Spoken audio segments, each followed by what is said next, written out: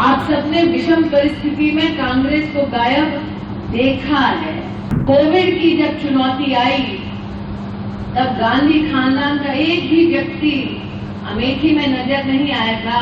आपकी दीदी, आपकी सांसद गांव-गांव, घर-घर गई, इस बात को कोई झुठला नहीं सकता। मैं जाति के आधार पर आपका समर्थन नहीं मांग रही,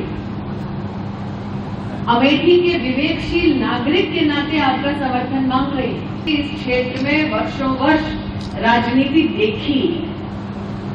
आप सबने विषम परिस्थिति में कांग्रेस को गायब देखा है।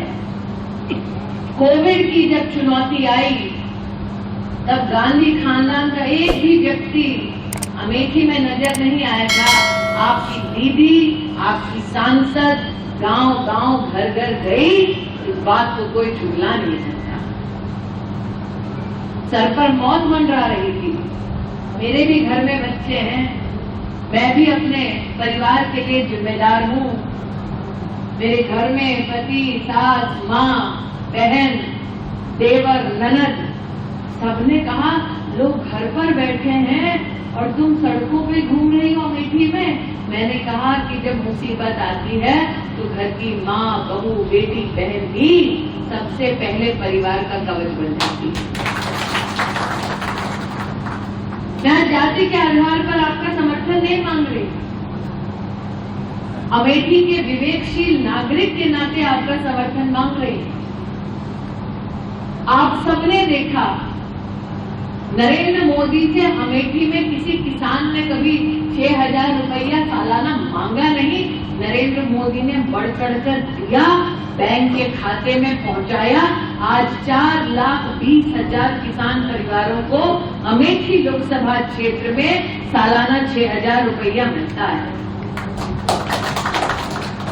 जो गरीब माँ का बेटा है वो जानता है एक एक रुपए की कीमत।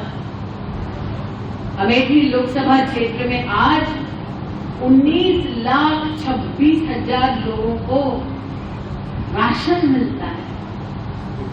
आप सब साक्षी हैं कांग्रेस की यहाँ पर राजनीति के। कब हुआ ऐसा कि 4,20,000 परिवारों को सालाना 6,000 रुपया बैंक के खाते में बिना पूछे, बिना मांगे पैसा मिला हो? आज तक नहीं। कब हुआ कि 19 लाख लोगों को इस क्षेत्र में बिना मांगे सामने से किसी प्रधानमंत्री ने घर तक राशन पहुंचाया? 4 लाख से ज्यादा परिवारों में शौचालय बने। अब भाई बैठे हैं, आपको मैं बहन के नाते मर्यादा में कहती हूँ, घर पर भौजाई है, बेटी है, उससे पूछिए। रात के अंधेरे का इंतजार करना पड़ता, सुनसान किसी खेत में जाना पड़ता, जिल्लत की जिंदगी कैसे हम लोगों ने देखी है। 50 साल एक छत्र राज था कांग्रेस पार्टी का अमेठी में, गरीब के लिए शौचालय तक नहीं बनवा पाए। वो चाहते थे कि गरीब अमेठी का गरीब रहे ताकि कांग्रेस के बड़े बड़े नेताओं के सामने हाथ फैलाए, अमेठी का गरीब हमेशा तड़पता रहे। 3,50,000 परिवारों में पहली बार नल का लगा है। 1.5 लाख से ज्यादा परिवारों को पहली बार विद्युत का कनेक्शन लगा है। ये छीनते थे तो विदेश के किसी अस्पताल में चले जाते थे, जहां पर मेडिकल कॉलेज तक नहीं बनाते। अब भी जब जाति के आधार पर कांग्रेस पार्टी राजनीति करती है और नरेंद्र मोदी पर आरोप लगाती है, तो मुझे दुख इस बात का होता है कि गरीब माँ के घर में जन्मे पिछड़े समाज के एक व्यक्ति ने संघर्ष के साथ भारत में प्रधानमंत्री के पद तक पहुंचकर सेवक की भांति सबकी सेवा की, और आज कांग्रेस पार्टी पिछड़े समाज के उसी बेटे को लांछित करने का दुस्साहस करती है।